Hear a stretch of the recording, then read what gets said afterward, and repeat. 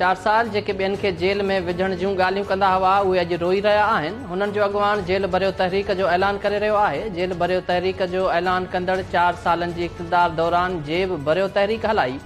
मुल्तान में कारकुननि खे ख़िताब कंदे नून लीग जी चीफ ऑर्गेनाइज़र मरियम नवाज़ चयो त मुल्क में वधंदड़ महांगाई जो अहसासु आहे, पर हुन जो ज़िम्मेवार घड़ी चोर इमरान ख़ान आहे, जंहिं IMF सां मुआहिदो कयो। बाजवा रिटायरमेंट वक़्तु एतिराफ़ कयो त हुन इमरान ख़ान खे इक़्तिदार में आणण जो ब्लेंडर कयो। इमरान ख़ान मईशत जी तबाही कई, हाणे एतिराफ़ काफ़ी न आहे, मथे ते लॻल दाग़ बि धोइणो पवंदो।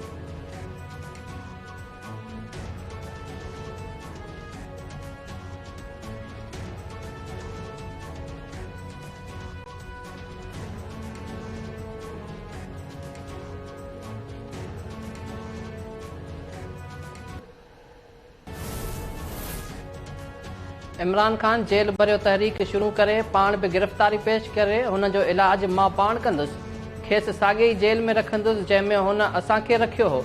हुननि जो जेको हशर लॉन्ग मार्च में थियो हो, हाणे संदन उन खां बि वधीक ख़राबु हशर कंदुसि। मुल्तान में वर्कर्स कन्वेंशन खे ख़िताब कंदे राणा सनाला चयो त असां ख़िलाफ़ वावेला कई पई वञे त चूंडूं कराइण खां लवाए रहिया आहियूं। इलेक्शन खां नथा डिॼूं, चूंडूं खटे ईंदड़ हुकूमत बि असां ठाहींदासीं। करप्शन ख़त्म करण जो नारो हणी इक़्तिदार में ईंदड़ मुल्क खे अॼु हिन हाल ते पुॼायो आहिनि।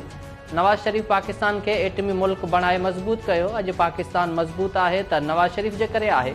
तरक़ी कंदड़ पाकिस्तान खे रोकण लाइ नवाज़ शरीफ़ ख़िलाफ़ साज़िशूं कयूं वयूं। इमरान ख़ान मुल्क में ॾफेड़ जी शुरूआत कई।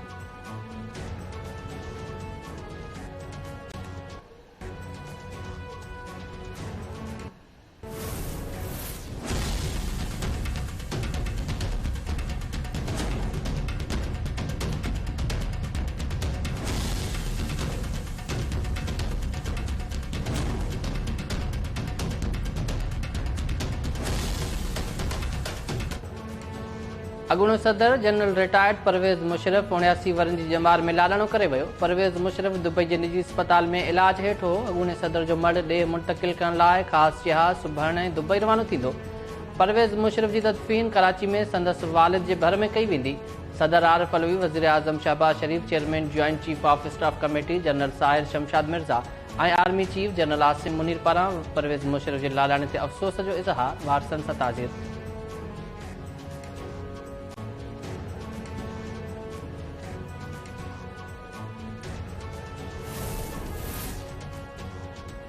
परवेज़ मुशर्रफ 1964 में पाक फ़ौज में कमीशन हासिल कई। स्पेशल सर्विस ग्रुप जो हिसो रहियो। हुन 1965 ऐं 71 जी जंगियुनि में बि हिसो वरितो। परवेज़ मुशर्रफ 7 अक्टूबर 1998 ते आर्मी चीफ मुक़ररु थियो। 12 अक्टूबर 1999 ते नवाज़ शरीफ़ जी हुकूमत जो तख़्तो ऊंधो कयो। 2002 में रेफरेंडम कराइण खां पोइ सदर थियो। परवेज़ मुशर्रफ 3 नवंबर 2007 ते इमरजेंसी लागू करे जजिस खे नज़रबंदि कयो। आइन ख़िलाफ़ क़दमनि ते परवेज़ मुशर्रफ ख़िलाफ़ गद्दारी जो केस हलायो वियो ऐं ख़ासि अदालत खेसि मौत जी सज़ा ॿुधाई हुई। परवेज़ मुशर्रफ ते अॻूणे वज़ीर आज़म शहीद बेनज़ीर भुट्टो जी सिक्योरिटी में कोताही जो बि इल्ज़ाम हो।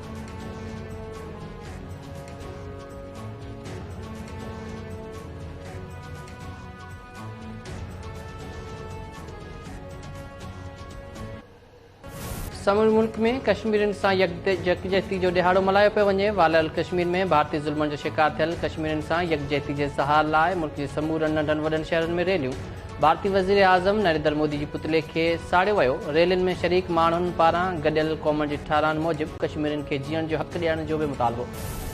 भारत पाकिस्तान ॾांहुं मेरी अख खणी नथो सघे। भारत मेरी अख सां ॾिठो त अख कढी पेरनि हेठां चिभाटनि जी सलाहियत रखूं था। वज़ीर आज़म शहबाज शरीफ़ चयो त सूडान खे मज़हबी बुनियादनि ते विरायो वियो। कश्मीर जो नालो अचे थो त जमहूरियत जो लिबास ओढ़ींदड़ मुल्क ख़ामोश थी वञनि था।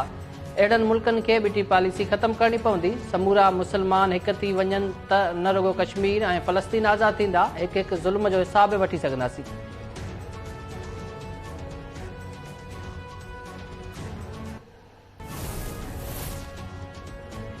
पाकिस्तान पीपुल्स पार्टी जे चेयरमैन ऐं परॾेही वज़ीर बिलावल भुट्टो ज़रदारी पारां कश्मीरियुनि जी जदोजहद खे सलाम। योम यकजहती जे मौक़े ते पंहिंजे पैगाम में बिलावल भुट्टो चयो त कश्मीर पाकिस्तान जी साह वारी रग आहे।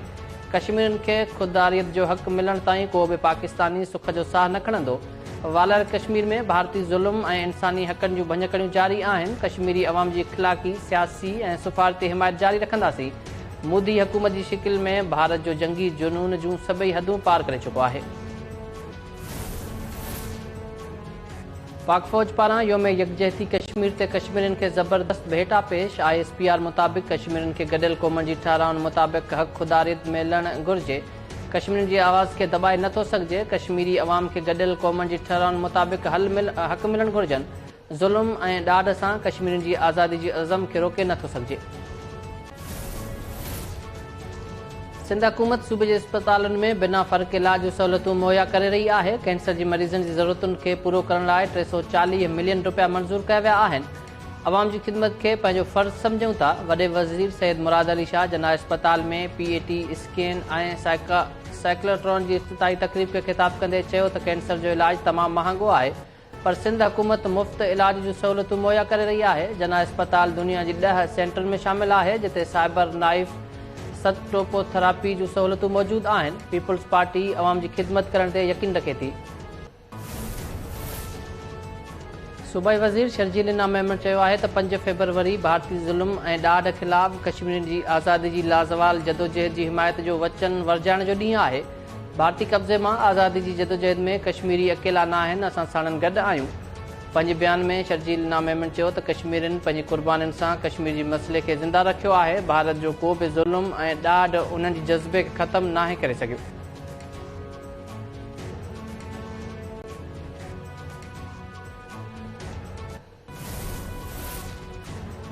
सिंध वासी बि कश्मीरियुनि सां यकजहती जे इज़हार लाइ रोडनि ते निकिरी आया। मुख़्तलिफ़ शहरनि में रैलियूं कढियूं वयूं।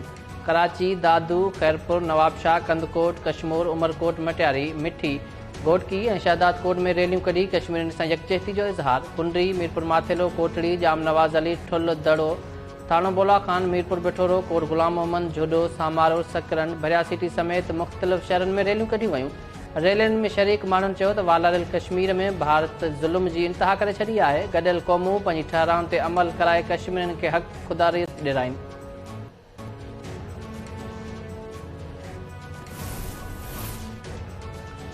MQM जे अॻूणे MNA Khawaja Suhail Mansoor Peoples Party में शामिल। सूबाई वज़ीर सईद गनी चयो आहे त कराची में ईंदड़ मेयर पीपुल्स पार्टी जो हूंदो। जमात इस्लामी जी ॿीहर ॻणप वारी दरख़्वास्त ते एतिराज़ न आहे।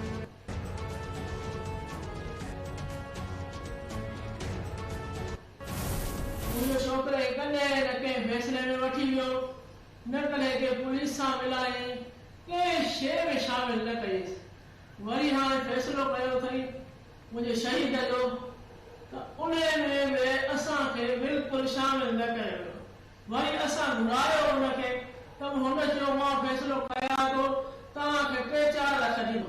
असां फ़ैसिलो चाहियूं था, पर असां पंहिंजे हक़ लाइ पाण हूंदासीं। असां हक़ असांजो आहे, हुनजो कहिड़ो हक़ आहे? उहो फ़रियादी आहे, हर असांजो। मसइलो आहे त अज़ीज़ जा जेके बि इन में जवाबदार आहिनि उहे असांजे कई ॾींहंनि खां क़ुर शरीफ़ खणी पिया वेठा आहिनि। ऑलमोस्ट 10 दफ़ा हू बिरादरीअ सां नियाणियुनि सां असां वटि आया आहिनि ऐं असां उन्हनि खे क़ुर शरीफ़ खणायो आहे।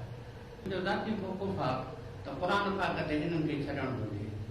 ऐं जेसि ताईं पैसनि जो सुवालु आहे, असांजे तरफ़ां केरु बि उन्हनि खां अगरि पैसा थो घुरे या चवे थो असांखे कंहिं बि पैसे रुपए जी ज़रूरत न आहे, KTN न्यूज़ ऐं कावश मेहरापुर जे शहीद रिपोर्टर अज़ीज़ मेमन जी बेवाह इल्ज़ाम आयो आहे त अज़ीज़ मेमन जो क़त्ल विकिणण जी कोशिश थी रही आहे। केस जो फ़रियादी हफ़ीज़ मेमन क़ातिलनि सां मिली वियो आहे, राजूनी करणु चाहे थो। बिरिया रोड में प्रेस कॉन्फ्रेंस कंदे शहीद जी बेवाह चयो त केस जी पोइवारी करणु चाहियां थी, ॻाल्हियुनि या फ़ैसिले में शामिल कयो वञे। शहीद अज़ीज़ मेमन जे भाउ हफ़ीज़ मेमन जवाबदार दौर सां ॻाल्हियुनि जी तस्दीक़ करे छॾी।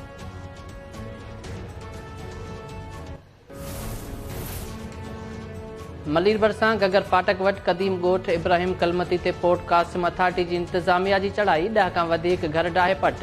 पोर्ट कासिम इंतिज़ामिया हाशिम शाह, शेर अली शाह, अहमद शाह समेत ॿियनि जा घर डाहे पट करे छॾिया। मुतासिर ॻोठाणनि एहतिजाज कंदे चयो त इंतिज़ामिया बिल्डर सां मिली भगत करे लॾाइणु चाहे थी। घर डाहे लखे रुपयनि जो नुक़सानु कयो वियो आहे।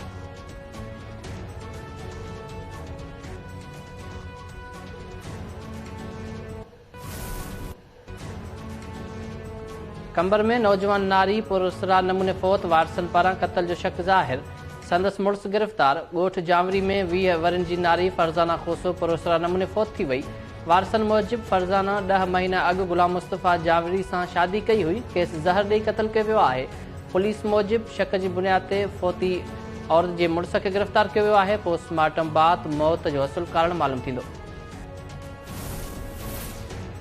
जेको बाद में घर जी भित किरण सबबि मासूम नींगर दबजी फोत। हिकु ज़ख़्मी फूलबाग पाड़े में घर जी भित किरण सबबि 6 वरनि जो दानिश समो दबजी फोत थी वियो। इमरान ज़ख़्मी थी पियो। ज़ख़्मी खे गंटी जोगी हालत में लाड़काने अस्पताल मुंतक़िल कयो वियो। लाड़काने में गजनपुर चौक वेझो मदीना कॉलोनी में नींगरी पुरसरा नमूने गुम। ॻोल्हा बावजूद पतो न पियो। वारसनि चयो आहे त 7 वरनि जी नींगरी हिरा सुबुह घरां पैसा वठी ॿाहिरि वई त वापसि न मोटी। हैदरी थाणे ते नींगरी जी गुम थियण जो इतला ॾिनो आहे। न्याणी जी ॻोल्हा में मदद कई वञे।